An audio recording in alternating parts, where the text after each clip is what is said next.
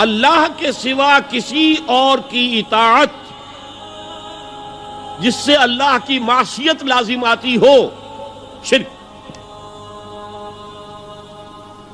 لا طاعت لمخلوق فی معصیت الخالق، مخلوق میں سے کسی کی اطاعت نہیں ہوگی یہ اس معاملے میں جس میں خالق کی معصیت لازم آ رہی ہے۔ ہاں، خالق کے احکام کے اندر والدین کا حکم بھی مانو، اطاعت کرو، اساتذہ کا حکم مانو، کسی اور کو اپنا لیڈر مانا ہے اس کا حکم مانو، لیکن ناٹ بیونڈ، وہ جو سرکل ہے کتاب و سنت کا اس سے باہر نہیں۔ لا طاعت لمخلوق فی معصیت الخالق، یہ آپ الجبرے کے فارمولے کے طور پر اپنے سامنے رکھیے۔ اب اسے اپلائی کیجئے، جیسے فارمولوں کے ذریعے سے پھر بڑے بڑے وہ سم جو ہے وہ حل کیے جاتے تھے سوالات۔ صبح کا وقت ہے، آنکھ بھی کھلی ہے، کوئی اذان کی آواز بھی کان میں آئی ہے، آپ کا نفس کہتا ہے ابھی سو جی۔ آپ نے اپنی چادر یا کمبل کو درست کیا اور کروٹ لی اور سو گئے۔ یہ کیا ہے؟ آپ نے کس کا حکم پیچھے پھینکا اور کس کا حکم مانا؟ اللہ کے حکم کو پیچھے پھینک دیا، نفس کے حکم کو آگے رکھا۔ یہ شرک، اس شرک کو جاننے والے بہت کم ہیں۔ مولانا روم نے خوب کہا تھا، نفس ما ہم کم ترس فرعون نیست لیکن ایراعون نیست۔ میرا نفس بھی فرعون سے کم نہیں ہے۔ فرعون نے کہا تھا نا الیس لی ملک مصر وہذہ الانہار تجری من تحتی، کیا اس ملک مصر کی حکومت میری نہیں ہے؟ اور سارا جو یہ آپ پاشی کا نظام ہے، انہار کا نظام ہے، وہ میرے کنٹرول میں نہیں ہے؟ جس کا چاہوں موگا کھلا رکھوں، جس کا چاہوں بند کر دوں۔ یہ تھا خدائی کا دعویٰ، انا ربکم الاعلی۔ تو مولانا روم کہتے ہیں میرا نفس بھی اس سے کمتر نہیں ہے۔ وہ کہتا یہ جسم میرا ہے، اس پر میرا حکم چلے گا، میں نہیں جانتا کون اللہ کون رسول، کیا حرام کیا حلال۔ تو فرعون سے کم تو نہیں ہے میرا نفس، لیکن ایراعون اس کی بہت مدد تھی، فوج تھی، لاؤ لشکر تھا، تو اس نے زبان سے بھی کہہ دیا کھل کر انا ربکم الاعلی۔ میں مسکین ہوں، غریب ہوں، میرے پاس کوئی طاقت نہیں ہے، میں زبان سے تو کچھ نہیں کہہ سکتا، اندر سے میرا نفس یہی کہتا۔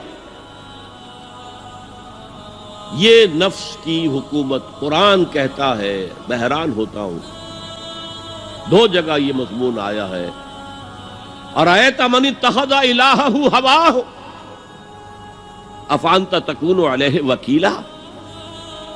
اے نبی تم نے دیکھا اس شخص کو، اس کے حال پر غور کیا جس نے اپنی خواہش نفس کو اپنا الہ بنا لیا ہے۔ اللہ اکبر، الہ، لا الہ الا اللہ، کلمہ توحید کا مرکزی لفظ یہاں آ رہا ہے، من اتخذ الہہ ہواہ، جس نے اپنی خواہش نفس کو اپنا معبود بنا لیا، الہ بنا لیا۔ افانت تکون علیہ وکیلا، کیا آپ ایسے شخص کی کوئی ذمہ داری لے سکتے ہیں؟ سود حرام ہوا کرے جی، حرام ورام، ہمارا دھندا جو ہے وہ آگے بڑھ نہیں سکتا، تو اللہ کے حکم کو پیچھے ڈالا، نفس کے تقاضے کو آگے رکھا۔ کون معبود ہے آپ کا؟ نام عبداللہ رکھیے، نام عبد الرحمن رکھیے، ہے عبد النفس، نفس کے بندے، نفس کے غلام۔ یہ میں نے یوں سمجھئے کہ جیسے میں نے ہجرت اور جہاد کی ڈیفینیشنز کی تھی۔ ہجرت کا بیس کیا ہے؟ پوچھا گیا ایو الہجرت افضل یا رسول اللہ، اے اللہ کے رسول بتائیے سب سے اعلیٰ ہجرت کون سی ہے، افضل؟ فرمایا ان تہجر ما کرہ ربک، ہر اس چیز کو چھوڑ دو جو تمہارے رب کو پسند نہیں۔ آج رات ہی سے آپ ہجرت شروع کر سکتے ہیں۔ جائزہ لیجئے کیا کیا چیزیں میری زندگی میں خلاف شریعت ہے، تو اللہ کو ناپسند ہے، فیصلہ کیجئے کہ آج کے بعد نہیں ہوگی، ہجرت شروع ہو گئی، افضل الہجرہ، سب سے افضل ہجرت شروع ہو گئی۔ لیکن ٹاپ پر لے جائیے تو یہ ہجرت جب اللہ کے دین کو قائم کرنے کی جدوجہد اس مرحلے پر آ جائے کہ اب باطل کے ساتھ ٹکراؤ ہے اور اب چاہیے کہ ساری قوت ایک مرکز پر جمع ہو جائے، ہجرت فرض کر دی گئی، وہ ہجرت گھر بار چھوڑ کر، اہل و عیال کو چھوڑ کر، اور مکے کے بھیڑیوں کے رحم و کرم پر چھوڑ کر اپنے گھر والوں کو جو لوگ ہجرت کر کے آئے، حکم تھا۔ ہجرت مدینہ فرض تھی، ہجرت حبشہ فرض نہیں تھی، صرف اجازت تھی کہ جن سے سختیاں نہیں جھیلی جا رہی مزید وہ چلے جائیں۔